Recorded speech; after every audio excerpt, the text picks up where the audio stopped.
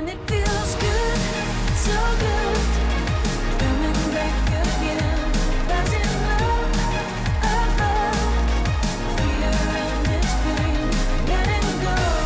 Good evening and welcome to the first show of Bounce Around Savannah. I am so excited to be your host and excited about the mission of the show, which is going to focus on positive people doing positive things throughout the coastal empire and low country. I'm really honored today that my very first guest will be Pastor Ricky Temple of Overcoming by Faith on Savannah's South Side. I'm sure you probably heard the name, but you probably don't know the man. So we hope to find out so much about him and how he makes it work with his ministry and the great people at Overcoming by Faith. How are you doing today? I'm great, happy. You're always happy. I'm trying to stay happy. That's a good thing. That's a good thing. You lift all all of our spirits. Well, I think happiness is a decision. It's not about a circumstance. Circumstances always change, but you decide to be happy. It's a little booklet I wrote years ago called Learn to Be Happy. And so, yes, I'm happy. That's wonderful. That's all going back to those teachings we've had throughout our lives about attitude being the only thing that we're in charge of. So I love that. It's the only thing you control. I can't control my circumstances totally. I can create things that can be difficult for me long term, but I think deciding that I'm going to be happy is a really important thing to me. That's right. It's very important. It should be important to all of us. Well, I want to talk a little bit about the church because I think that when we think about this church, we think about all the people who are here, and I have friends who are members. What's always interesting to me is that they say their kids brought them to church and they remained here because of all the programs. What do you think has been the secret of the success for all the large congregation you have now? There's 3,200 active members here, and one of the things I think that makes it work is changing and adapting to the kids. The average age is 31 in the church. I'm 58. And I think focusing on where they are has made it really important. So we let them dance, sing, rap. We do all the things that make each age group feel fulfilled, and it seems to work. And if you target the church in a way that meets the practical needs of people, they tend to enjoy it. So they drag their parents. It's really cool. I love that. I love that. We have to remind everyone, though, that you've been very open about this. You're probably the most unlikely minister out there. You didn't like going to church. Nope. You never thought this would be a profession or your calling. How did you get involved? You know, I got drafted. I really did. I mean, somebody asked me to do a Bible study, and then I spoke, and before you know it, people started liking me, and here I am. I got drafted. I really did, honest to God. It was not intentional at all, but it has been a great journey for me because I like people, and I think that's what makes it work. If you like people, it's not as hard. And a lot of preachers don't like people. I don't know if you know that or not. Never thought about that. And they don't. The depression's a big problem for preachers, especially for introverts, you know. But there are introvert preachers and extrovert preachers, but I really enjoy people. I enjoy what I do, and I want to really make a difference. So that is really wonderful. When we think about this church, though, we think about this big property out here on the south side of Savannah with thousands of members. But remind everyone, this is not how it all started. There was an amazing woman who just happened to be your mother-in-law. Ernestine Dilworth. She started in her home. She was diagnosed with cancer, given up to die, prayed, and cancer went in remission, and it was really great. She started this Bible study, started praying for other people, and it grew. Soul-free prayer lines, what she called it. And then it grew, became a Bible study in her home, and then it started evolving until it eventually became a church. So it's really a great story of tenacity. You know, she was a woman who fought hard, and I ended up marrying her beautiful daughter. It's really cool. Now, I got that out the deal. Let me tell you. You got the best part of the deal, sir. I got the best part of the deal. I'm telling you, Diane's a really cool being. She's a joy in my life. She really is. I enjoy being married to her. I like her as a person. And see, sometimes you can say you love a person, but you don't like them. I like her. There is a difference. Yeah, there is. You know, we have a lot of fun. We really do. And when people are here, they see how you all work together as this amazing team at the church as well. So she's such a big part of your ministry. She's a big part of my life.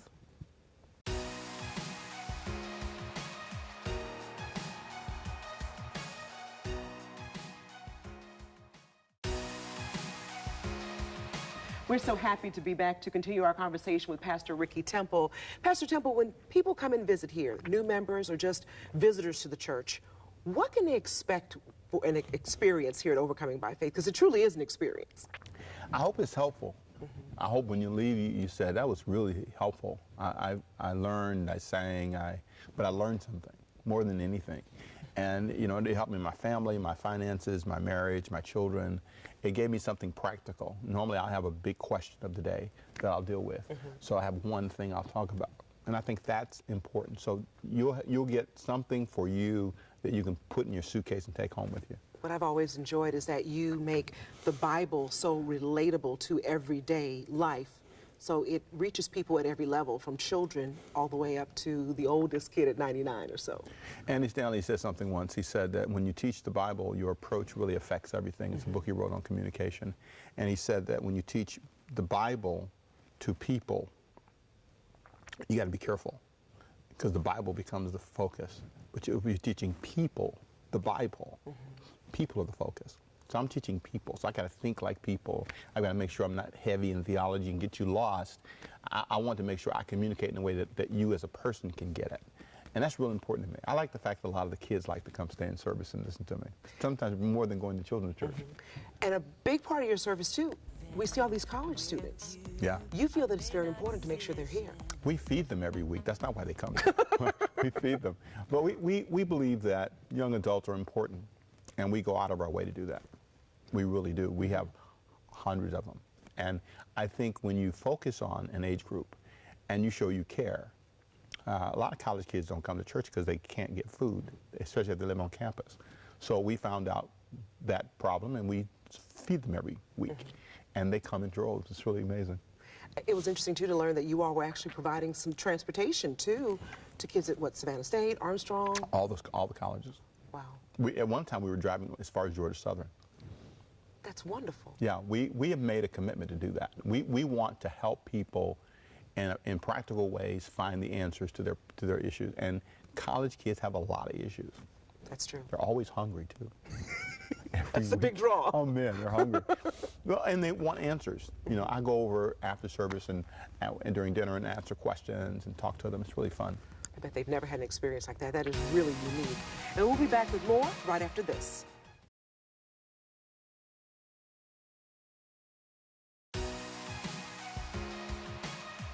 Let's just take a listen to one of the messages you delivered recently about the right way to talk to God. When you pray, do not use vain repetitions as the heathen do, for they think they will be heard for their many words. Therefore, do not be like them, for your Father knows the things you have need of before you ask Him. He's already aware. You don't need to use a lot of words. I need you to get to the point. I want to, this is my personal view, and I don't mean any harm when I say it. Worship is not praying. This is not, in my opinion, praying. Hallelujah, hallelujah. Oh, Jesus, Jesus. Come on, Jesus, Jesus. Move, Jesus, Jesus. I need you, Jesus. Oh. Now, I'm not against that. There's worship. You can do that. You can worship. Calling on your name, that's fine. But we are worshiping. We're not talking. You ready? How many of you have kids? You do? Okay. You do? What do your kids call you? Mama. What's your first name? Phyllis. Oh, Phyllis. Phyllis. Come on, Phyllis. Phyllis. Phyllis. I'm calling on Phyllis. Phyllis. I need Phyllis. Phyllis. Oh, Phyllis. And you're going to say, what do you want? Phyllis. That's who I want. I want Phyllis. See, at some point, you're going to say, you know what? She frustrated already. So you know what you need. She's saying, you know, be calling my name. You know, we all understand the issue is, and I know you want to be a part of the sermon. I'm sorry, but I want you to see the point. You can get real confused and assume that you're communicating, but you're not being specific. I was in Bible college and some students really jacked me up about that. I used to always say, pray for me. Every time I leave, pray for me. And one day they stopped me. They got tired of me saying that. I said, Temple, could you be more specific? We don't pray shooting our arrows in the air. Be specific. You always say when you leave, pray for me. Now, you know, and I stopped saying that. I'm not, you can say it if you want to, it's fine. But, I mean, what about? What specifically do you want God to do? And do you know what you really need prayer for. In your sermon, what stuck out to me is when you talked to all of us about saying, pray for me. And it honestly, because you hear it so often that I think it becomes like white noise, and maybe Right. it's more like the farewell than really asking for something specific. People don't do it anyway. They just say yes because it's polite. It's like a greeting. When those young people spoke to me and said, Temple, what do you want me to pray for? They said, we pray on target. So I started saying, let's get specific. And when you start getting specific, then you realize, well, first of all, maybe I already prayed about that, and maybe you should be over that by now. Or maybe it's something that I need to really aim at. So I'm really specific about what I pray about. He already knows what you need to pray about. He knows you're wasting time. You know, this is a bunch of wasted time. You're sitting here talking about something else and moaning and groaning, and you need to talk about how depressed you are. That he knows your real issues before you ask him. So that's why it's important to be transparent. I'm a big prayer meditator guy. I do that a lot. My wife says, believe it or not, she says at home I'm an introvert. Isn't that amazing? Not so much. Yeah. A lot of performers are very shy, and then they hit their stage and become someone else. I like meditating, thinking. But I like being honest. I think that's what's kept me straight. I'll pray. I'm off, God. I'm a little crooked this week. Help me get straight. I'm frustrated by this, or I'm scared about something. And for men in particular, it's hard to admit that. I'm afraid. A lot of times I say when men are angry and have that scowl on their face, they're afraid of something. Coming into this church and seeing all the programs that you all offer, it is really amazing that almost every interest is taken care of, and you can get that if you're a member of this church. I think it's important that you meet people where their needs are. We do a lot of things, and we've divided our church into 4 tribes now. And we've got them divided into what we call the church tribe, and then we have the digital tribe, and then we have the missions tribe, and then we have the community tribe. And all 4 tribes handle 4 different areas of focus. We have events like, for example, Rockfest, which would be part of our community tribe, where we give out 1,500 uniforms. We have thousands of people that come out to it. We do things now we do this adopt a school thing, which is really cool. We've adopted 2 schools, and they bring us the list of things they need, and we supply all of it. It's really pretty cool. Yeah, it's really great. That's wonderful. We have a missions program where we're going to various countries doing medical missions. We are doing a lot of digital stuff. We are like really big digital people. It's really cool. Thousands of people are touched beyond the building every month simply by our digital outreach, which a lot of churches struggle with because it causes your physical attendance to go down a little bit. But my touches, I call it, are phenomenal. Thousands of people. 3,500 will go watching on demand after Sunday. It's so cool. I don't know why churches don't do it. And we're big on digital giving too, which 60% of our money comes outside the building. 60%. Headed to 70. Amazing. And they give more online. People give more because they have more control of it. And then a church tribe is what we do. We look at the church, and every area of the church is reviewed. All the arts ministries, dance, we have a whole bunch of stuff. And so each tribe reviews all 4 areas, and our goal is to make them all better. But they're divided into tribes. It's really cool. Well, let's take a break. We'll be back with so much more with Pastor Ricky Temple.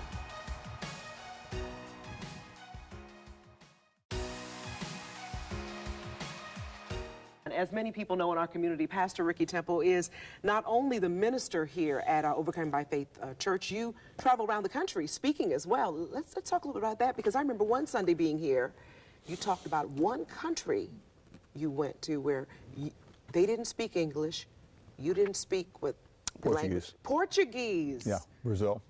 I go quite a few places, in Indonesia, a lot of places around the world. And it's one of the good things I believe in. I believe in missions. I believe in going to people. It broadens your brain, broadens your mind. So I take my family with me, my wife and daughter a lot, and my son when I can't. But it's a great, great thing. We send a lot of people out to do missions work. So yes, especially when you can't speak the language, that's the best place to go. That's Really? Right. You need to feel dumb. You need to feel like you don't know what you're saying. You need to say things like, I want donut, as if they understand you, right? Right. Or speaking very loudly. Right. Which I've been known to do, yeah. In traveling many places and getting a chance to deliver the message to different lands, people in different lands, how do you think that's impacted you as personally and as a minister here? It's made me humble. It's made me understand that I don't know everything. It's made me less arrogant and a lot more appreciative. And I know a lot of people love their country. They don't want to live in America. They love where they live.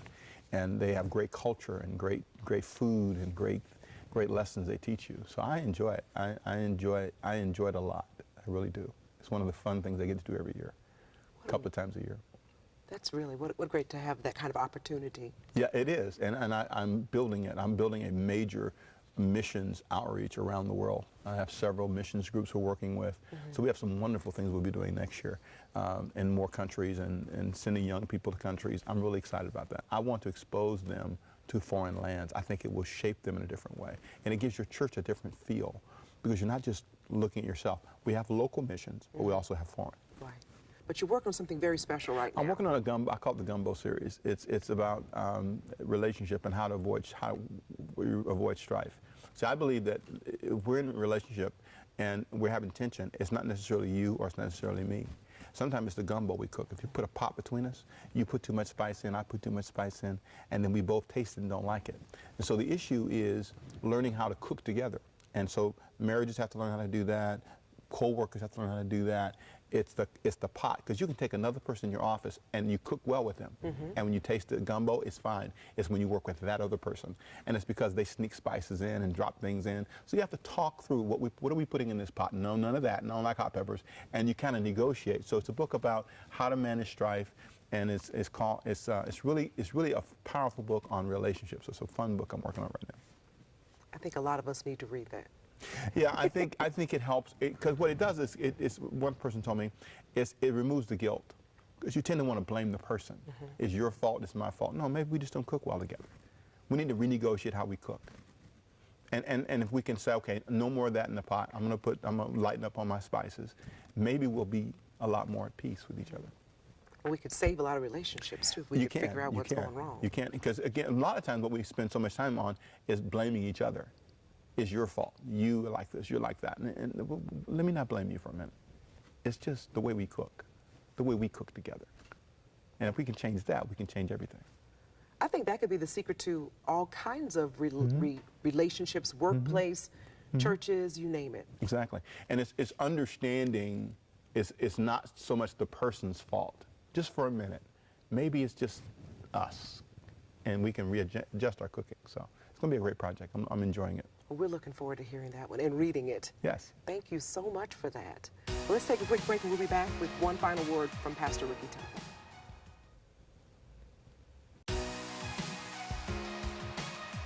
We're back with Pastor Ricky Temple. We have to ask you about just what's going on in our nation right now. I'd like to put you on the spot for a moment. Okay. And if you could deliver a message today to the whole world, and we know a lot of unusual things are happening, what would you say? What are some of the... I'd say focus on what really matters. Don't be petty. Don't be distracted by pettiness. Don't create a petty environment. If you really want to help the world be better, you got to be really clear about what matters. And sometimes you lose sight of that, and you gets personal, and it gets to be petty. And that, to me, is my advice.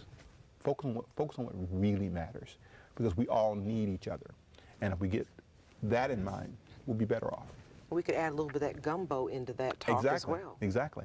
We're putting the wrong spices in, and we're ignoring how the other person feels about it. You have to care. That's not being politically smart. That's just being fair.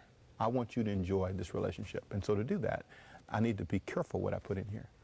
Maybe we should send you to the Middle East and some other places to deliver that message, because it seems so simple when you say it, but yet it appears to be so hard for all of us to get it right and to coexist. It's because we don't really care about how the other person feels.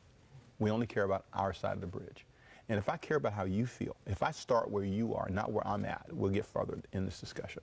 I know where I'm at. I just need to start where you are. And then I can see if I can meet you somewhere in the middle. That's, to me, what I think is important. And I can't be petty to do that. That's true. Yeah. Takes a big person. It takes a person who understands that it helps me and you. It's not just me being big, it's just me being clear. I need my wife, I need my friends, and I need the leaders in our community. And I can't get there without them. We need each other. Very well said, as always. Thank you so much for joining us for the first episode of Bounce Around Savannah. And of course, thanks again to Pastor Ricky Temple for being here and sharing so much about his mission, the Overcoming by Faith Church, and our community.